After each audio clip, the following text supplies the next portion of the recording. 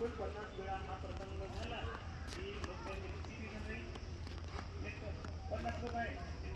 सापडला का पापी? पापी कोण आहे म्हणजे सापडला. ते मला विचार करतात काय विचार नाही करत.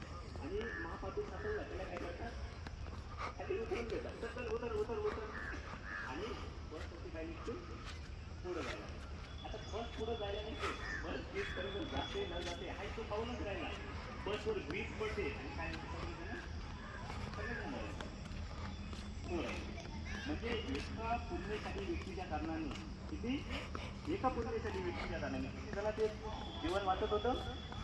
49. म्हणजे पुण्यशाली व्यक्तीचं इतकं मोठं महत्व आहे. म्हणजे जीवनात खूप सारं महत्व आहे. भगवंतांनी बघा जे सामूहिक जे आपण कर्म करतो ना, आता हे आपण सामूहिक कर्म करून राहिलो. हे धम्मयात्रा आपण काय केलं? हे सामूहिक कर्म केलं, बरोबर. कधी कधी कोणी कोणी एकटेही करते, पण एकटं करणं आणि सामूहिक करणं याच्यात फरक आहे. भगवंतांनी नेहमी हे जे सामूहिक जे करतो ना त्याला जास्त महत्व दिलं. हा बाबा कारण संघभोजन आहे ना, तुम्ही भिक्षूंना दान देता, पण त्यापेक्षा तुम्ही जर संघदान करत असाल तर त्याचं किती आहे जास्त महत्व आहे. तर आपण हे जे सोबत बघा, आपण कुशल आणि अकुशल दोन्ही करतो. कधी कधी आपण सोबत करतो आणि कधी कधी काय करतो एकटं करतो. पण जे सोबत करतो ना त्याचा जास्त परिणाम येतात. आता आपल्याला असं वाटतं ना, एखादी बस चालू आहे ना, बस चालू असल्याच्या नंतर बसचा ऍक्सिडेंट झाला, बसमधले 2-4 मेले, 2-4 जणांचे हात तुटले आणि बाकी असं हे पण नाही लागला, धक्काही नाही लागला.